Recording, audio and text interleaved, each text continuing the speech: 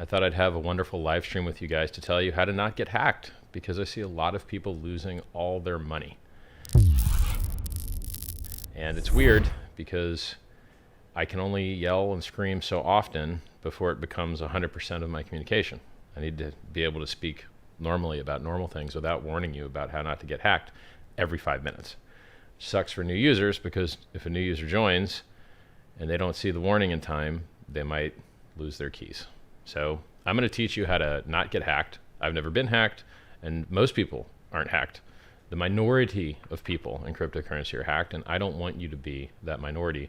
And I'm going to give you the tips and tricks to avoid that happening to you. So here's how it works. Hackers and scammers are going to do everything they can to get you to give them your seed words. Your seed words are 12 to 24 words, which are all of your money in cryptocurrency. It's how you access all your money. How are they going to get you to do that? They're going to put up fake websites. They're going to advertise those fake websites on the top of Google. So you're going to do a search for MetaMask. You're going to find an ad that says it's MetaMask. You're going to click that ad, and it's going to bring you to a fake MetaMask site. You're going to install a fake MetaMask app. You're going to give it your seed words. You're going to lose all your money. How else do they do it? They go in Twitter threads, and they post impersonating as MetaMask support on any thread that ever mentions the word MetaMask. So if you ever complain about MetaMask or ask for help on Twitter, you're going to have people that say MetaMask support in their username, or refer you to someone else that says they are, and they're going to try and get you to fill out a Google form with a bunch of silly crap in there to convince you that it's okay to put your seed words in there, and then you're going to lose all your money.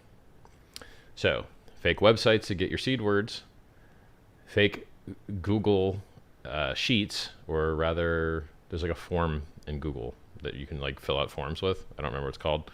They send you that crap and they call it support. What else? What's a more advanced way? People get you to authorize a contract to access your funds because you think you're getting an airdrop. You think you're getting some free rewards. You think you're doing some yield farming, some type of thing like that. And then you authorize their contract to spend all your Ethereum or all your HEX or all whatever coin you choose, and then their contract goes and empties out your wallet, and you lose all your money. These are the three primary ways that people in cryptocurrency are losing all of their money. Now, there's a fourth way, which for Hexicans, my community, they don't usually fall for this fourth one because we don't like counterparty risk. We don't like central begging people for our money. Hey, exchange, can I please have my money? But some people aren't Hexicans, and they very often fall for this. An exchange will have your money, and then you will have a two-factor authentication to access that exchange and be able to spend that money or withdraw it. And you'll be silly enough to use your cell phone number, SMS, as your two-factor authentication. Then someone goes to the cell phone company, pretends they're you, or pays someone to pretend that they're you, and they SIM swap you. And then they take over your SIM account, and they take over your SMS, and then they now have access probably to your emails and to your exchange account, because SMS and emails on the phone are often used as authentication methods for these things. So what do you do to prevent that? You never use SMS as your two-factor authentication, and you keep your money off of exchanges. Now, what happened yesterday? $74 million hack from an exchange. A licensed, regulated, large exchange in Japan called Liquid. $74 million hack. What other exchanges have been hacked? KuCoin's been hacked. Binance has been hacked. BTC went down. Mt. Gox went down. Quadriga went down. Cryptopia went down. So exchange hacks are, Bitfinex has been hacked. The exchange hacks are the lay of the land. And if you don't leave your money there, you don't have to beg them for it. Oh, and by the way, Binance just did surprise AML KYC for everybody. You used to be able to sign up there and trade 2 BTC per day without AML KYC. It was really random though. They would screw random users, but some people would be able to trade 2 BTC a day without, AML KYC, selfies, utility bill, things like that. And they just surprised, were like, AML KYC everybody. And then CZ's quote was, actions are louder than words. Well, yes, they are. You chose to cover your ass instead of your user's ass with a no warning surprise AML KYC everybody. Actions are louder than words, yes. Your users got boned so that you could cover your butt. Hilarious. I'm going to increase my stream output here so that it's a little prettier.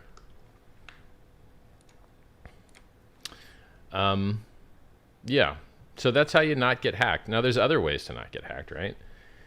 If you're using computer, is there a video camera watching you use your computer? Have you inspected your devices? Is there no evil thing in between your keyboard and the computer? You know, do you have physical security control? Do you have strong passwords? Do you not have your passwords written down places? Do you have strong endpoint security? So the idea of securing your local computer from hacks is called endpoint security. Now the good news is most people do not get hacked this way, where you would see everyone's bank accounts getting emptied and everyone's crypto getting emptied. Most of the time, the hacks are from the things I'm telling you about. The vast minority of the time, you have these like state level, government level attackers, you know, sneaking into your place to like hardware screw you. That's more rare. And all that doesn't matter if your keys aren't in your computer. Your computer doesn't matter if your keys aren't in your computer.